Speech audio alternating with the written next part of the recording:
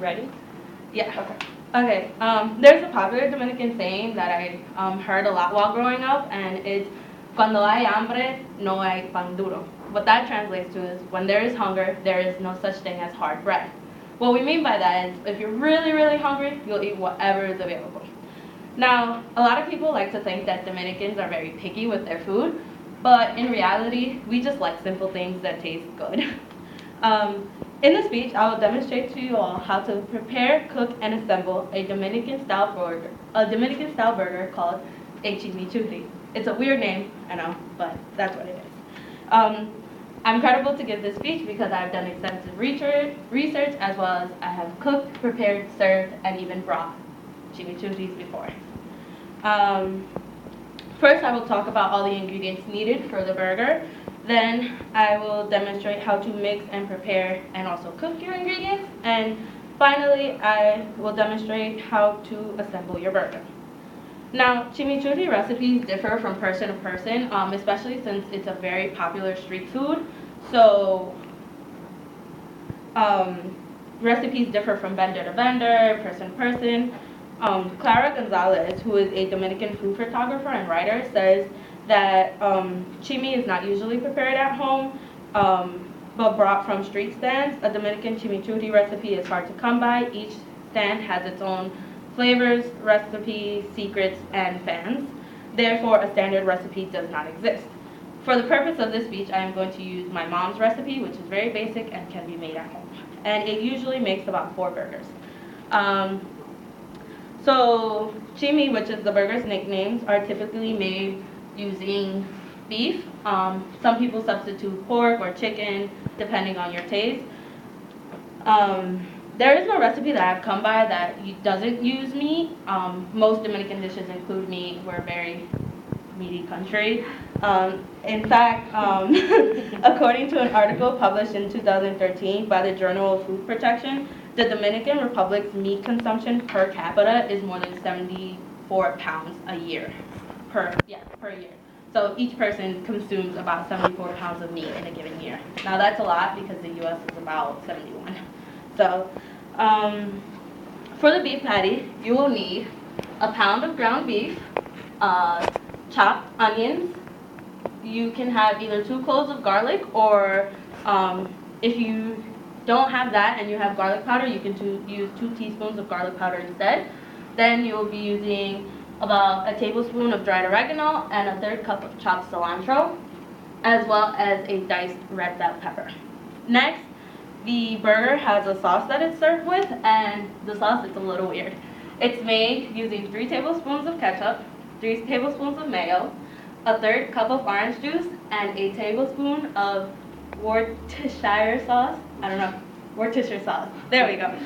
And then the last of our ingredients are vegetable oil. Don't have that up there, sorry. 2 tablespoons of vegetable oil, another medium onion but cut into rings, a 1/2 cup of shredded cabbage, and a 1/2 cup of shredded carrots. There we go. And also tomatoes sliced into rings, into slices, and 4 pan de agua rolls or bread rolls. Pan de agua is water bread, and the difference between that and regular bread is that it's made using a cold oven, so you don't preheat your oven when you make it. And also when you make pan de agua, there's typically a pan of boiling water beneath it in the oven when cooking. But once again, pan de agua is served in a lot. Pan de agua is sold in a lot of supermarkets, so it's very popular, and you can buy whatever, or you can just use regular bread buns, regular burger buns. Now that I have listed all the ingredients, I will now demonstrate how to prepare and cook the necessary ingredients. For the burger patty, you will take all of the ingredients, including the ground beef, onions, garlic, dried oregano, cilantro, and peppers, and you will put it all into a bowl, and you can either mix it with your hands or with a spoon. Make sure you mix it well and that everything's incorporated. Next, you will take the meat and you will separate it into 4 separate patties. Once you have done that, you will take a skillet and put it on your stove, set it on high, and use a tablespoon of oil, and you will cook your burgers about 8 to 10 minutes on each side. Once that is done, set them aside. Next, you're going to mix up your sauce. You're going to take the ketchup, mayo, orange juice, and Worcestershire sauce and put it into a bowl and mix it either with a whisk or with a spoon. Once that is done, set aside also.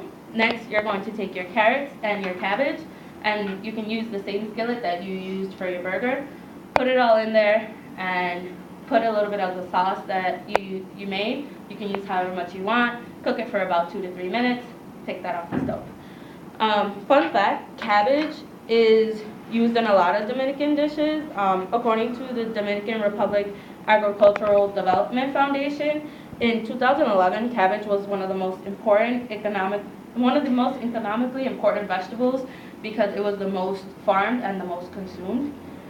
So once the cabbage and carrots are cooked, you're ready to start assembling your burger. Assembling your burger is the simple and easiest part. Lay your bread out on a table and set a burger patty on each bread. Then you'll place a slice of tomato and then some onions and then your cabbage and carrot mix and then the remaining sauce and then your top bun. And that's how you make the burger. So foods like this are simple to make and are low cost.